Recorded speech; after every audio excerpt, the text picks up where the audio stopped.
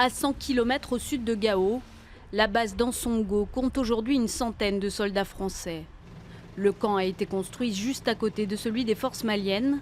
Et demain, c'est ensemble que les FAMA et la force Barkhane partiront pour 10 jours d'opération. Il reste encore quelques détails à régler. Je ne suis pas arrêté sur l'horaire exact. Je pense que le 13 à 14 h, si on fait seulement que de partir d'Amalaolo, ça risque d'être un peu difficile d'être à 20 h à Ansongo. Ouais. Particularité de cette mission, ce sont les Maliens qui auront l'initiative, ouvriront le convoi. Les Français resteront derrière pour les conseiller à chaque étape et intervenir en cas d'attaque directe. Mon détachement est là pour ça, leur permettre de franchir des zones dangereuses avec l'appui nécessaire qu'ils n'ont pas forcément dans leur capacité actuellement.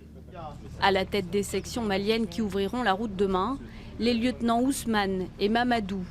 Vous avez l'air bien jeunes tous les deux, non ? 26 ans tous les deux, engagés pour l'un en 2012, l'autre en 2013, alors que les groupes terroristes s'emparaient du nord du pays et que l'armée malienne était en déroute. Le fait de voir les différentes attaques à la télé, je me sentais un peu faible, parce que là, je n'étais pas même en position de venir au secours de mon pays.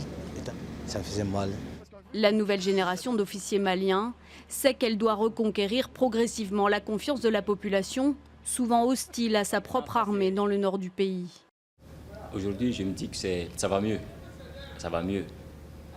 Mais il faut reconnaître qu'il y avait ces réticences-là et c'était justifié parce que nous, on avait quand même passé quelques temps avant de remonter ou de recouvrir totalement notre territoire.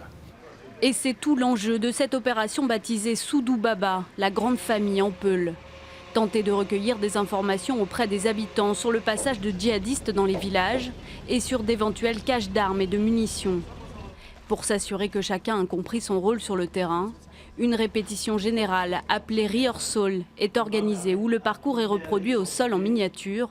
Le grand oral devant les troupes est un peu intimidant. À 8 h, vous êtes où maintenant du coup ? Si vous êtes à 7 h 30 à l'élevé. À 8 h, je suis là, du coup, je suis là. Très bien. Ok. Donc, après la reconnaissance effectuée par l'élément génie, on continue la progression en direction de Tarakla. Dans une mission, il y a toujours des imprévus, mais le but principal de ça, c'est de les minimiser au maximum.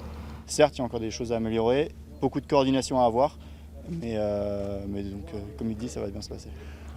Le lendemain matin, après une dernière mise en garde aux hommes, soyez particulièrement attentifs aux menaces invisibles, insidieuses, celles qui vont vous frapper quand la routine sera installée et que tout le monde aura relâché sa garde.